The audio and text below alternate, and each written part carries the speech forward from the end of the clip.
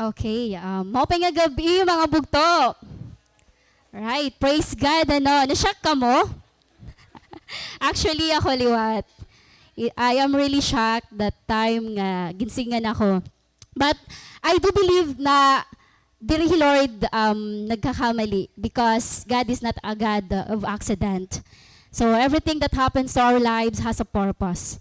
So siniring ko kan Lord that time, Lord, sure ka ba? So sure talaga Lord. So I hope you are also sure that you are here because God has something for you tonight. So it is really a privilege to stand here in front of you because it is not just a place to be here. So, I would like to tell to everyone nga tapikani mo sapit, kumusta hiya. So, please welcome. Welcome to SFC. If you are here, you are welcome to church. Even to those who are watching online, welcome po kayong lahat sa aming live streaming. So, keep on watching online kasi next time, dire ka nalang nagwa-watch online, adi ka na church. Wow, amen. Praise God. So, tonight is our prayer meeting. And the reason why we are here is because we are something to ask to the Lord. Tama? Mayroon kang hihingiin sa Panginoon ngayon. But, there's something na hindi lang ni Lord ibibigay sa'yo, kundi mayroon si Lord ipapagawa sa'yo. So, meron mo na akong ipapakitang picture here. Sorry, first time ko talaga magkaputini. Ansya na ba? Di ba na, Dara? Balik ta dadaanay.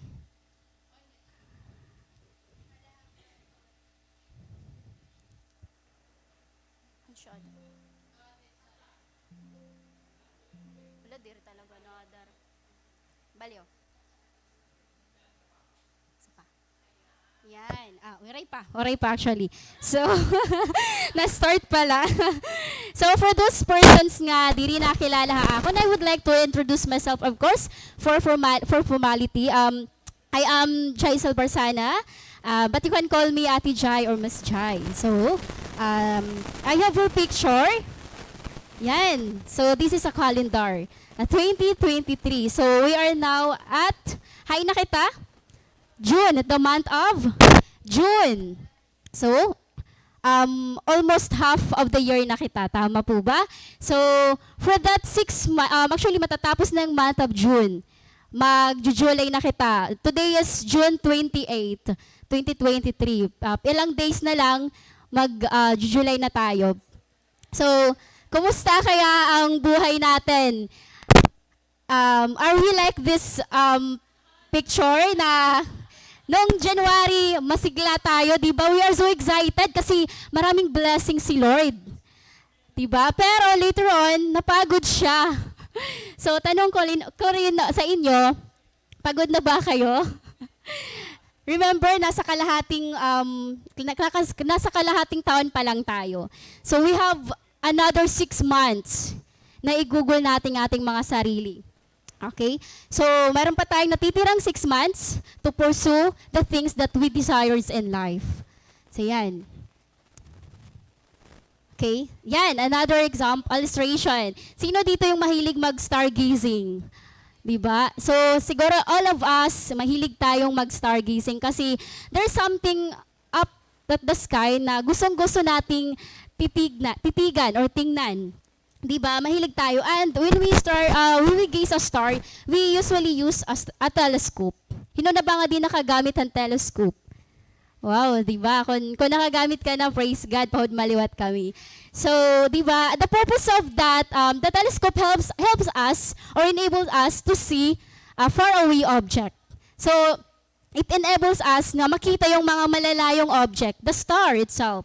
Kasi wala namang ibang tayong tinitingnan sa pag-stargazing natin kundi ang star. So in life, the same as to us, we have also a star that we want to gaze upon. I don't know kung anong star mayroon ka ngayon na pilit mong tinitingnan. Yung inihintay mo hanggang hindi ka na makatulog, tinitingnan mo talaga. Kasi you want to behold the beauty. So like that situation, we use a telescope. But for us as a Christian, we need to use what? Or what does we need to behold the beauty of the star or the things that is an above? We need God. Diba? Kasi the telescope helps you, enables you to see the faraway object. Yung mga malalayo, it makes or it helps you to become more closer to that object. So, God allows us or enables us to become more closer to the stars of our life. Diba? So, hindi si Lord nagbibigay ng telescope. Binibigyan tayo ni Lord ng eyes of faith. Kasi yung eyes of faith, yun yung nag-i-enable sa atin makita yung mga bagay na malayo at hindi parang blurred siya, diba? So, meron tayong eyes of faith. Hindi telescope ha, wag nating gagamitin yon. Okay. So, I know, yan, maraming illustration kasi I am a visual person. Mas madali akong natututo pag nakakatingin ako ng mga pictures and sounds. So, I don't know kung na-experience niyo ito niya. Diba? So, I know all of us here experience being tired, frustrated, or something like parang yung nag-wake up ka na lang each morning kasi there's something that you want to finish. School, work, there's something that you want to prove nga kailangan may ma-accomplish ka within the day. Tapos at the end, pag nauli ka, exhausted ka na, tired ka na, yung tipong parang, oh, okay, sige, asya na laini, di ba?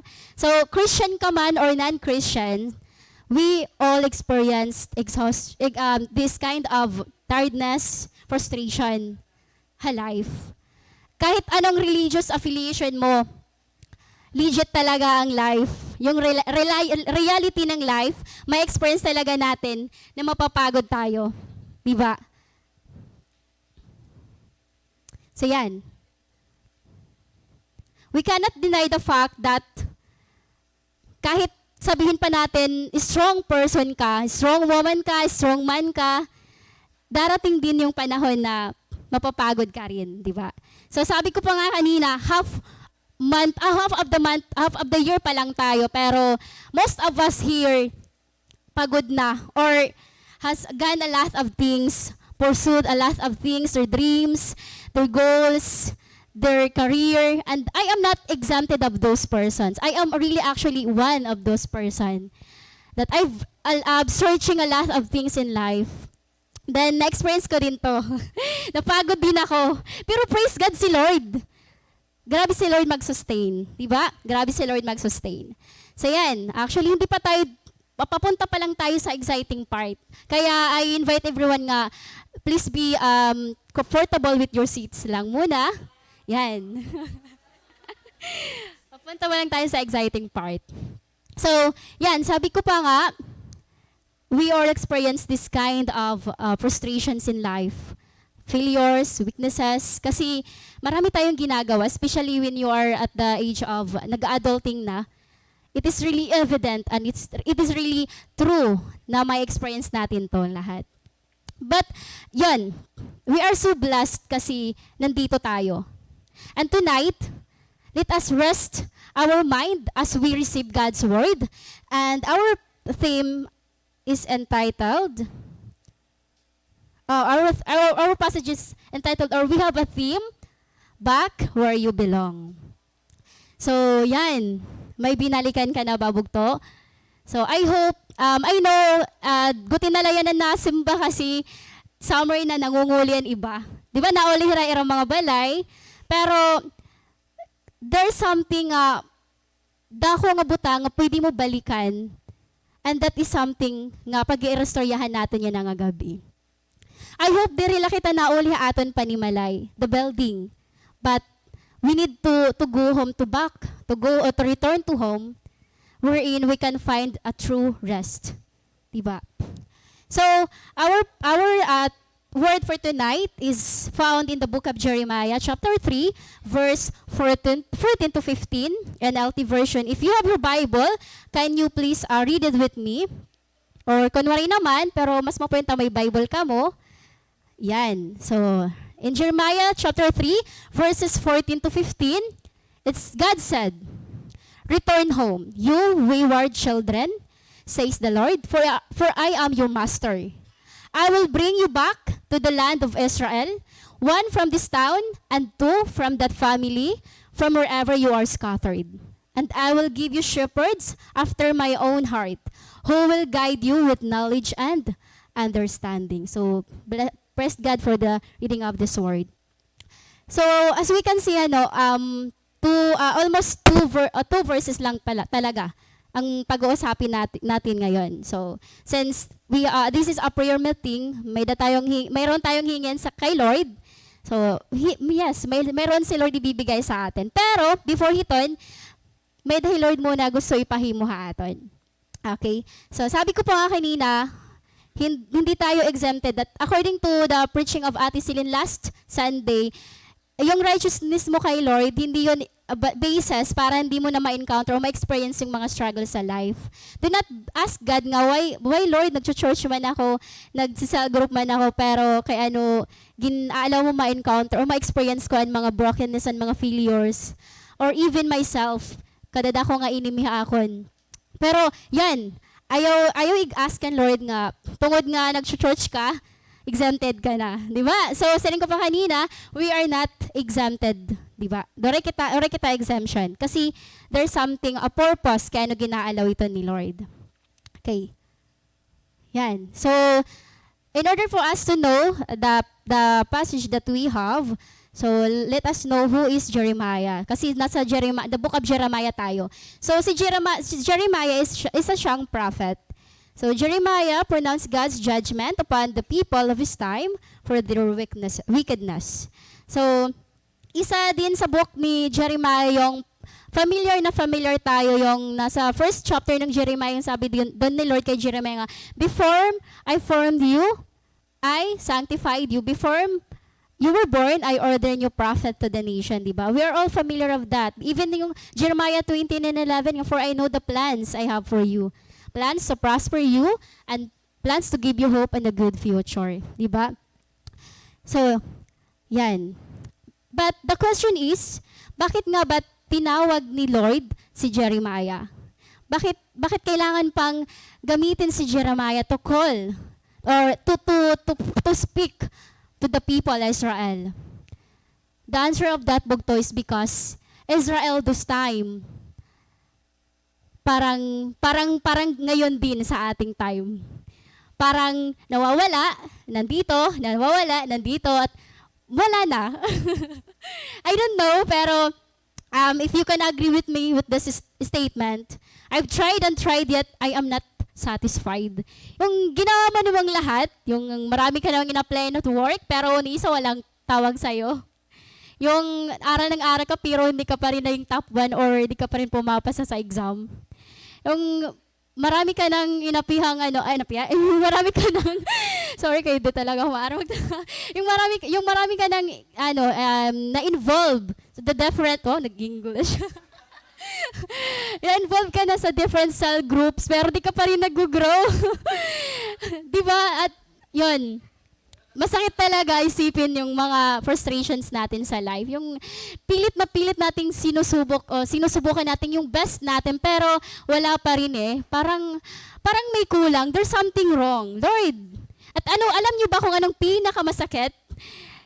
Yung nagpipray ka kay Lord pero silent si Lord sa'yo. Yun ang pinakamasakit eh. Yung parang walang response. Diba? Kasi gusto natin pag nakikiusap tayo sa isang tao, gusto natin may response din sila. Ang hirap kayang kausapin pag ikaw lang yung nagsasalita, diba?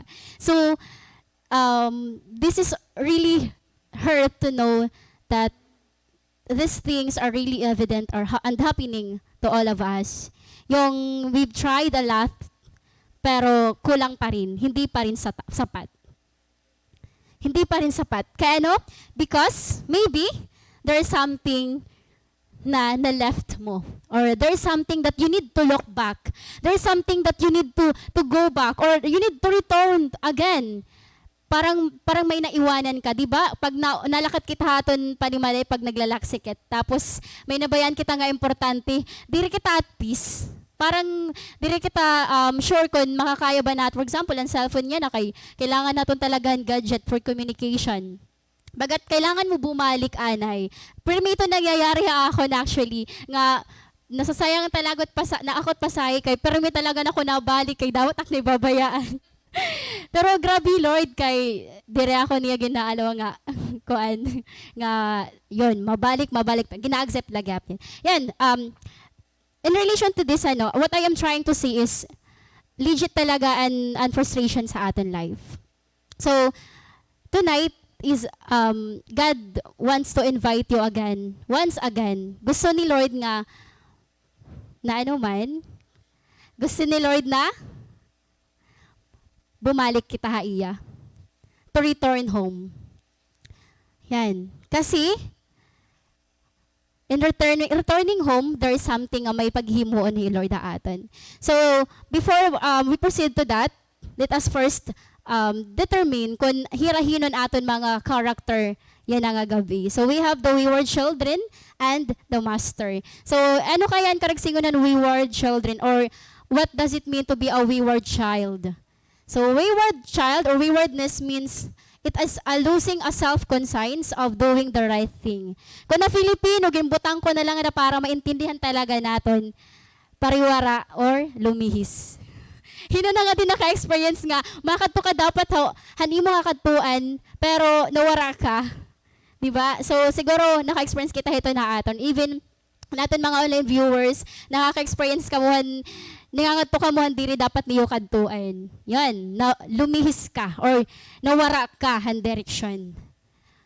Another definition, it's an act of deviating from what is expected of you, especially from being obedient. So, parang dinidespise mo yung instruction na binibigay sa inyo. Supposedly, ito dapat yung gagawin mo or i-obey mo. O-obey mo. Yan. Pero ano ang ginagawa mo? You are not obeying that. So actually, this is, I'm not excused for this definition. I consider myself like a wayward child. Para din ako ang wayward child. And I don't know kung iyo or iya mga online viewers, kung nakaka-experience ka mo, sometimes haaton life nagiging wayward child kita. Yung mayroon si Lord binibigay na specific instruction pero hindi mo ginagawa. Nakato ka iba. Ginkukuan mo lang, gini-excuse mo lang imo self. Sana hindi waray nga di SFCA, di ba? Waray nga di SFCA. Amen. Alright. So now let's have the other character, the master. So a master, it is one having authority over another, a person with the ability or power to use or control of something. So God is our master. He has an authority to ourselves. He is in control. Si Lord dapat ang in control sa atin. Kung saan tayo pupunta, anong bagay ang gagawin natin. Yan. And you know what? The passage that we have says that God is our master. But in other translation, sinasabi niyo doon that God is our what? Our husband. We are married to Him. Kaya sabi doon sa ibang translation, return home for I am married to you. Diba? So, God is not just our master, but a lover. Hindi lang si Lord master natin, pero lover din natin si Lord. This is a comfort for the single ones, single ones. So, lover natin sa Lord. He is our great lover. Yan. So, yan. Nakuha na yung ating mga main character sa gabing ito. So, yan. So, those character, children, and master, as we can see, bugto. Kung mapapansin natin, nung time na nagtawag si Lord kay Jeremiah to speak to the Israelites to return home, ano ang ginamit ni Lord na word? Children. Diba? Children. Kasi this is to confirm na we are still part haiya kingdom. The sonship is there. Hindi nawala, diba?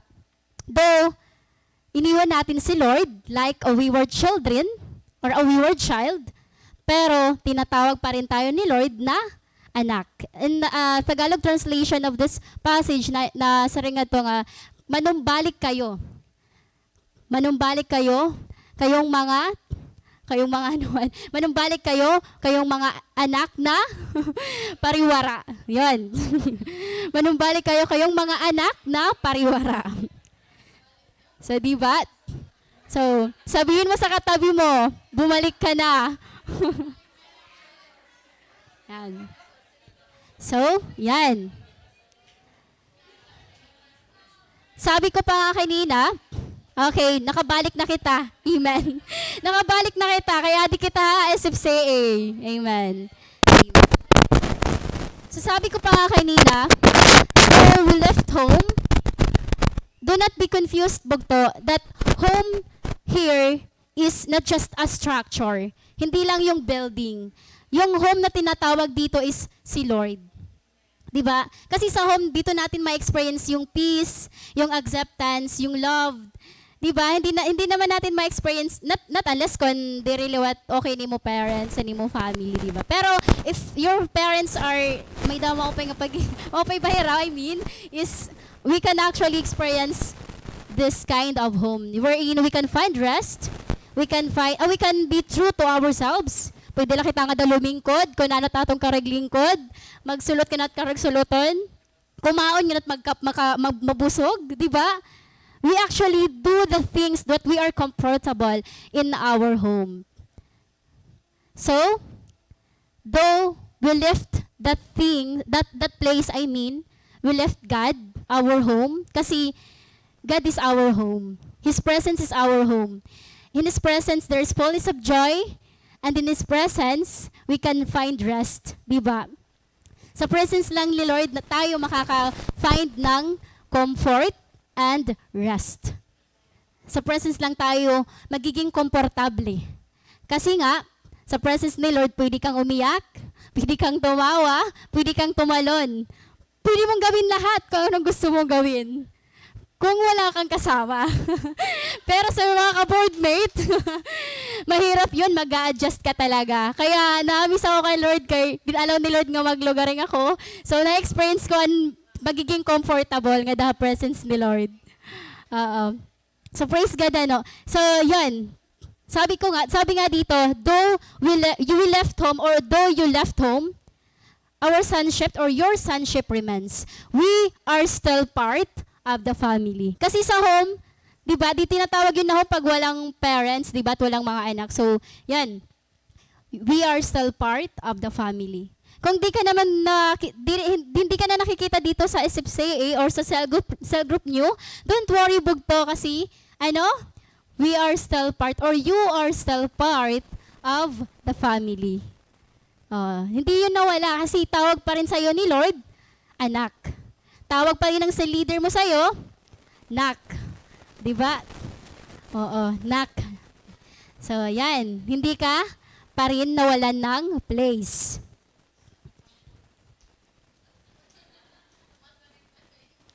Yan. Okay.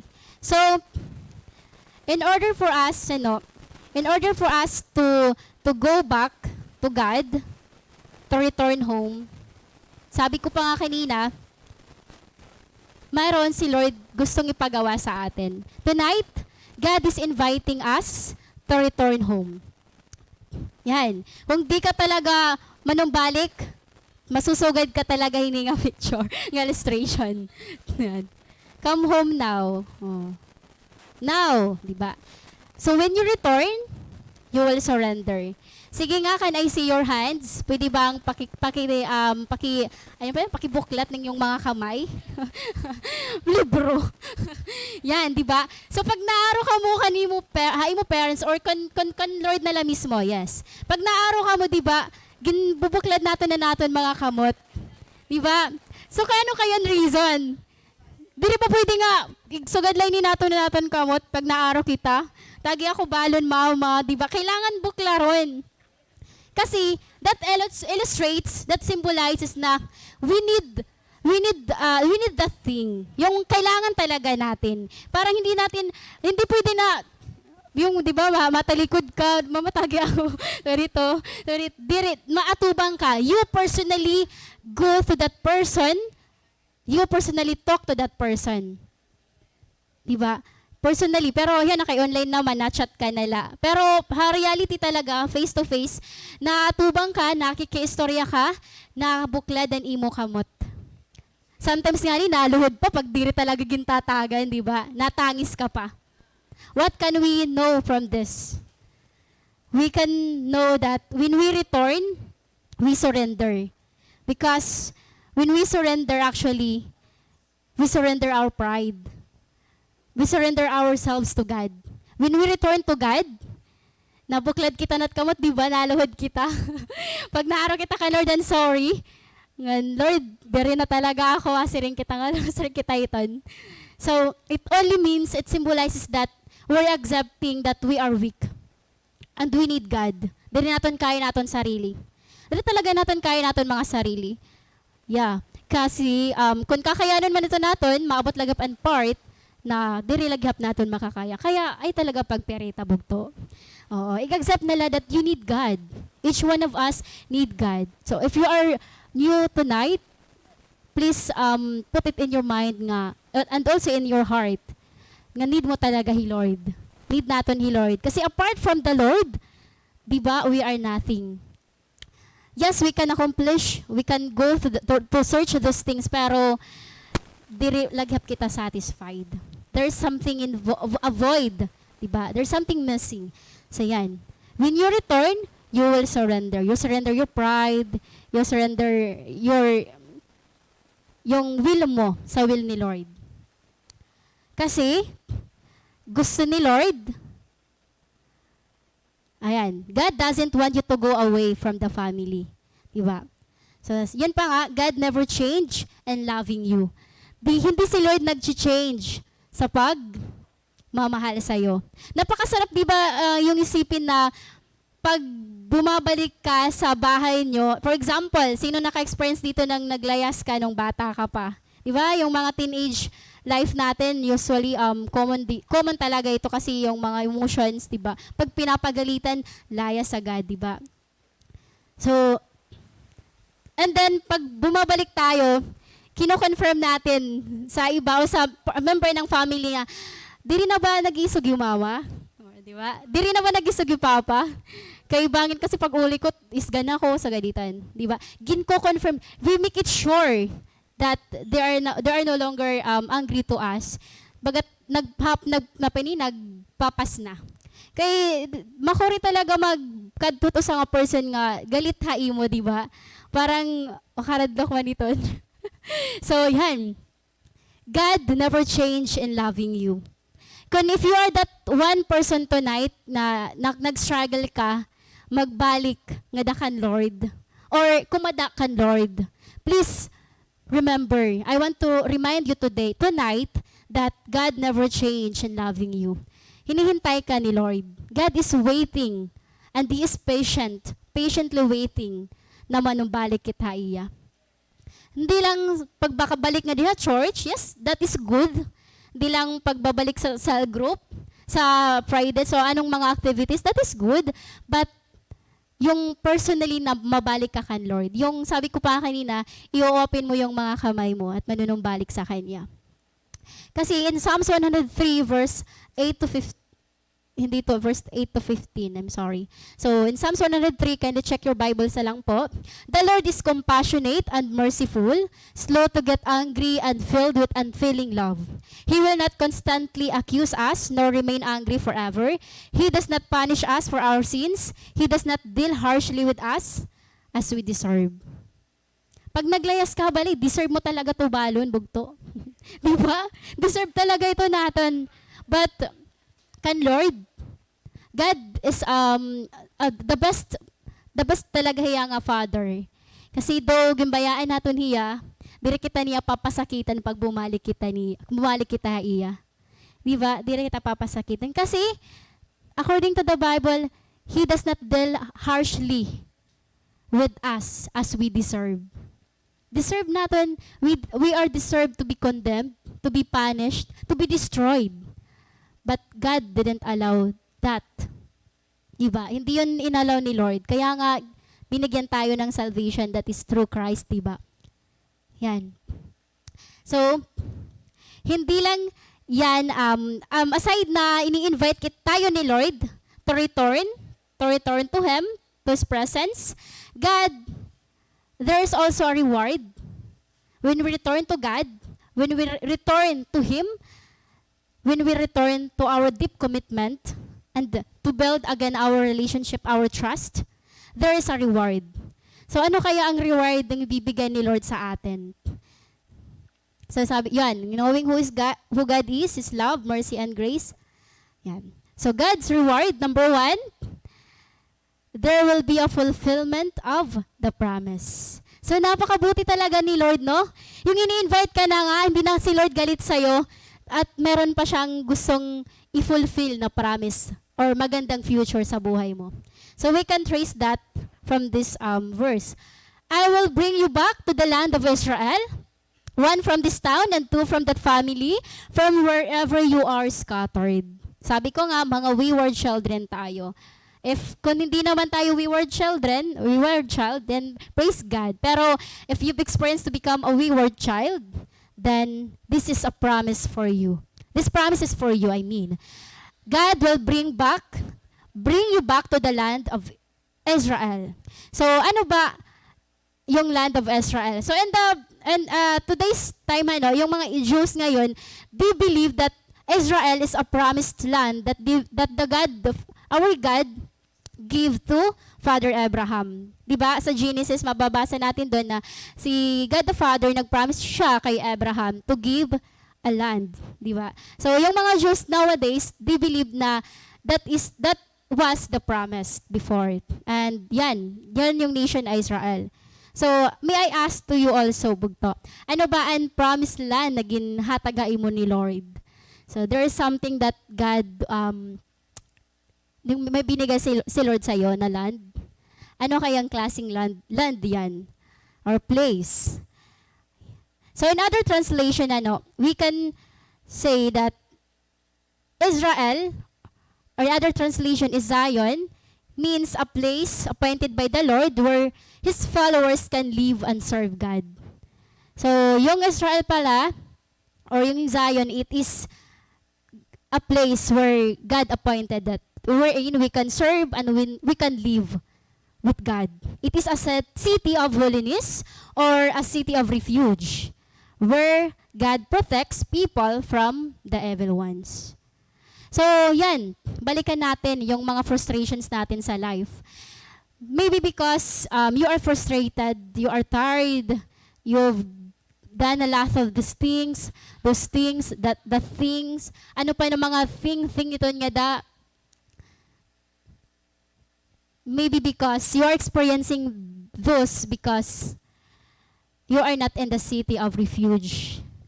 Or you are not in the city of holiness. Wala ka sa Israel, wala ka sa promised land. Diba? So, wala yung protection ni Lord. Remember, when there is the presence of God, there is freedom, diba? Kaya siguro, hindi mo na-experience yung peace, bothered ka kasi wala ka kay Lord. Kaya yan. This is a promise to each one of us that if we return to God, He will bring us back to the land of refuge, or city of refuge, a city of holiness, wherein we are protected, we are blessed, diba? Like Jacob, hindi niya inalaw si Lord nung time na na-meet niya, nakigrisal siya, na i-let go niya unless i-bless siya, diba? I will not let you go unless you bless me. Sana ganoon din tayo, no?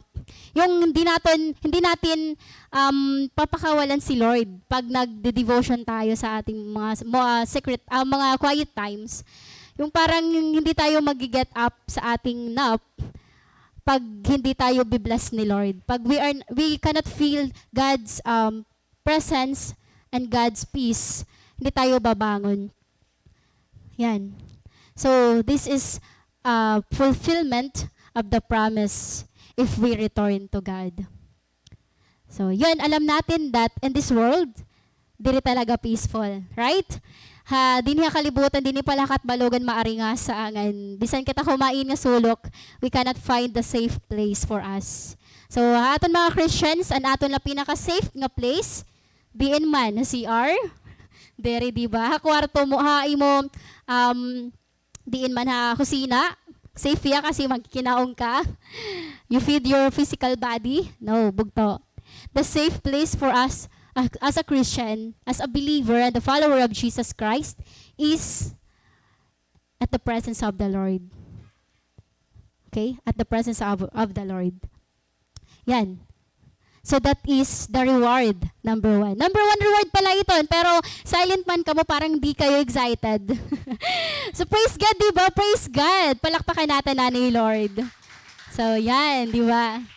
So may na kita, primero nga reward. Now, let's have the second reward. So, total ibog to, duhala iniya nga reward. Siring ko pa nga ni, madalilan aton yun na verse kasi, prayer and meeting naton. So, number 2 reward, there will be a guidance from a godly leaders. So, we can trace that from this. And I will give you shepherds after my own heart, who will guide you with knowledge and understanding.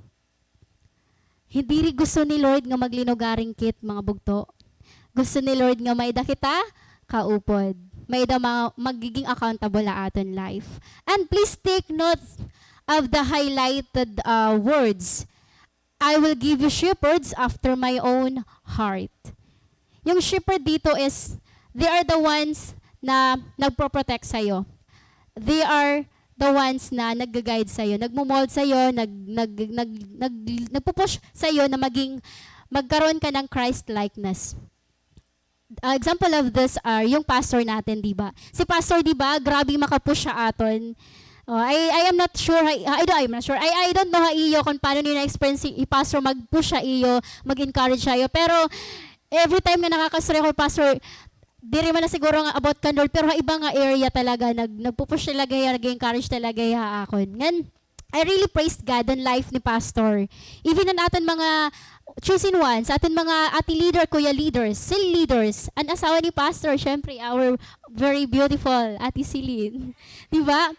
So, every time nga makakaistorya naton ang aton mga leaders nga niya church, we will be comforted, we will be encouraged, diba?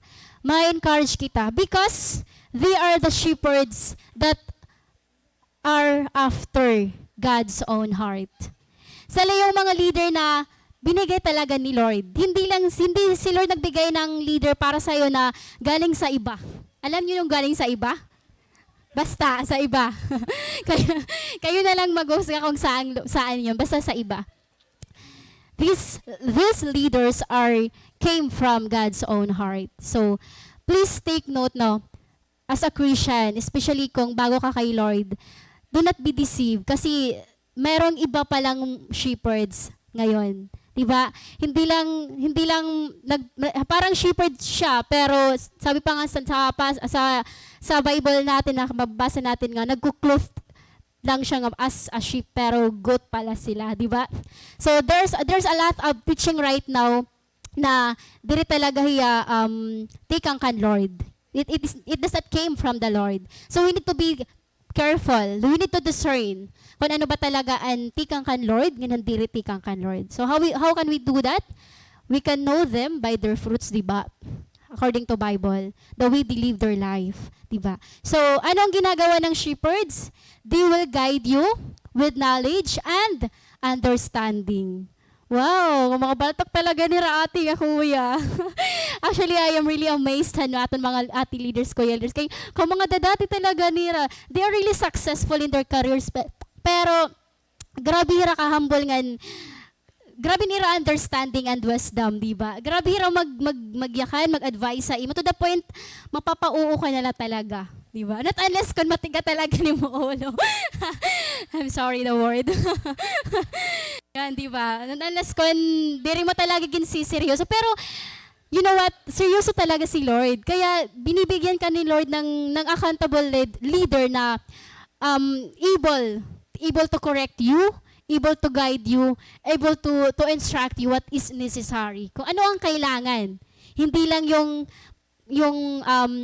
yung soft or yung ang pang baby na food kundi pang adult food na, 'di ba? Yung may mga rebukes na ano. So, yan. Yan. So, let's elaborate this further. So, a little short testimony, a little na short pa. A short testimony. Serious talaga, kasi sering ko pa nga dirtalak dati mag-English. So, a short testimony about this kind of this verse related to me, ano. I am really blessed ano to my shepherd, to my leader, which is Ate Erica, di ba? Oo. Praise God, ano. So, gindadasig ko yan nga gabi kay, iya talaga ito nag-push siya ako. So, waray pa answer akon, pero nasing naya akon pag-prepare na ikaw. So, di rin ako makakasin nga diri ako na So, I do believe na it is God who used her that time. Then, hindi naman ako to refuse, di ba? So, siguro all of us here are really desiring to be used by the Lord. So, yan ano, we are so blessed to have our pastor, our leader. Kaya, do not be harsh to your leader or to your ate leader, kuya leader. We need to be patient to them as well. Kasi, they are the string pa nga ni aton word. After hiraha heart ni Lord. So, kung after hiraha heart ni Lord, if they came from God, it means they are a blessing. It means we need to treasure them. Diba? According to Bible, yung mga bagay na galing sa taas kay Lord, that is a blessing for us, diba? So, kung galing din sila kay Lord, then we need to treasure them, to respect them, to obey them. Because they know what is the best thing for us. Kasi shepherd nga sila, diba? Ano ba yung character ng shepherd? Nakikita nila na in danger yung sheep. May bangin doon, malalaglag ka. Yun. So, our ate leader, grabe, para silang naka-telescope actually. But actually, very literal nga telescope ang niragamit. May dala talaga eyes of faith. May dala talaga eyes of faith that they are able to see the danger ahead of you. meron silang, oy, anay, stop anay. Diba? So, they are the leaders that we have, or our pastor, or yung friend mo na malapit sa'yo dito sa church, di ba? They are those persons na who can guide you and instruct you ano ba ang dapat gawin at hindi gawin. So this is the reward number 2. There will be a guidance from godly leaders. And you know what, mga bugto? Pag once ma-receive na natin ang reward, gusto ni Lord na diri lang natin itong suluhon. Kaya ginalaw ni Lord nga magbalik kita iya, to go back to Him. And He will surely give these things to us. And ang pinaka-amazing ano nga part is yung nasi-celebrate natin yung victories with godly people. Kasama yung mga totoong tao sa buhay natin. Kasi merong hindi mga totoo, di ba? Yung sa iba na yun. I don't know kung saan sila, pero sa iba sila. So, truly, it is good to celebrate victories with godly people. So, sa mga taong godly, kasi sila yung mas nakakaintindi sa'yo. Sila yung mas magpupush sa'yo. Sila yung hindi magko-condemn sa'yo. If ever hindi ka man maging victorious that certain thing. But, si Lord, binibigyan ka talaga ng mga godly people. They are the ones who will help you in good times and bad times. Can you, niyan ano, before ka umuli or pag umuli ka man na iyo balay, kindly message your leader. Instruction. Kindly, ikaw, it's up to you kung maubi ka akon or maubi ka kan Lord. Mari kalusot. So kindly message your leader to appreciate her. Just a simple words of praise nga to thank you ati ko ya nga nagre-remain ka akon bisan ako pasaway. 'Di ba? Kasi I myself is also a shepherd. May dagap ako ginlilid ngan. Really, it is not easy. Diri talaga madali mag-lead it mga tao nga. Pwede man na lang, sometimes nasing na ako, diri ba niya nare-release nga para iniha iya? Nag-attitude. Di ba may mga times nga nakasarili ko tak sarili nga, Lord, kamatigaw man iton kaya diri na realize nga para maninay ka upay niya, diri na sunod akon. Pero kan Lord ko lang ito ginyaya, kan diri anakon ship ha. Ano yung sugar? Ngan I know, di ba, di aton church, diri kita nakakabatian suga dito na aton mga shepherds. They are so kind to us because reflect nera ang character ni God, di ba? So God is so kind, God is patient, di ba? So yan. So adinaliot kita July kanina and January to June. Yan na naman, ma-start na kita July to December. So you are halfway there that God bring you through the rest. Ginmaydi ko inihiya kasi I am really inspired ano nga. Kadadaman akon try na mga butang from January. Actually hanuna pa na mga years. Pero mag-goal talaga pag diri kasama ni Lord. If you are not with God. So this time ano bugto, please I am asking you to try it again, but try it with God na. And try it with a godly people na. Hindi na yung mga instruction from other persons. Ayaw pag-accept. Please filter the things that is given to you han mga people nga diri ka maaram ka nga diri ra godly. Kasi it might harm you, di ba? It might harm you. So God does not want you to pursue them alone. Yung mga dreams mo sa life, actually, diri man ito gusto ni Lord nga diri mo makuha. Gusto talaga ito ni Lord. Gusto ni Lord. Gusto ni Lord na pagpalain tayo. Amen? Amen. So, God does not want you to pursue them alone. He wants you to pursue them with Him and with His family. Yung gusto ni Lord gusto ni Lord na samahan ka at gusto ni Lord na samahan ka ng mga tao niya. His people, our spiritual family. So, yan. Do not allow ourselves na mag-inusahan lahan o bugto. Ayun ni guys, ulit mo sarili ha kwarto or diin ka man nagkikinato nga. Diri ka napakita or diri ka man makaka-escape nga ni katbalogan kay haligot lan katbalogan. Oray katakas. So, yan. Ay nalag try. Be with God and be with godly people. Do not go for many gods. Go for only one true God. Doon lang tayo sa isang at totoong Diyos. Huwag tayo sa paiba-ibang Diyos. Yung Diyos natin may be ourselves, di ba? Malapit na tayong magtapos. Pero I want you to remind again that in pursuing those things in life, do not go without God. Go for only one true God. God is greater than the blessing. Yes, this is correct, di ba? Because even wala si Lord, wala ka kay Lord, even when you are with not your cell group or in this family, FCA, or yung ibang mga family mo pa, you are able also to achieve those dreams in life, di ba? So, kayang-kaya mo man talaga yung makuha with your own hands, with your own self, or your own strength. Pero iba pa rin talaga yung joy pag nakukuha mo yun kasama mo si Lord. At kasama mo yung mga taong alam mo nasa kay Lord din. And God is greater than the blessing, bugto. Siring panganihan ako na ati leader again, i-highlight ko ya. Before katagan ni Lord ang blessing, tatagan ka ani ni Lord in peace. Ngan pagyakaniha akon, utro daw. Tapos utro daw na kasi ako pag may ginyayakan kasi akon nga something nagkakatsa. But something na nakukuha na ako, nagre-rema. Waren. Nagre-rema. So, take note ko talaga ito nga, gin-meditate ko ito nga, ano karag sigon na ito? Gin-search ko talaga ito niya. Kasi curious kasi ako nga person. So, yan hanap.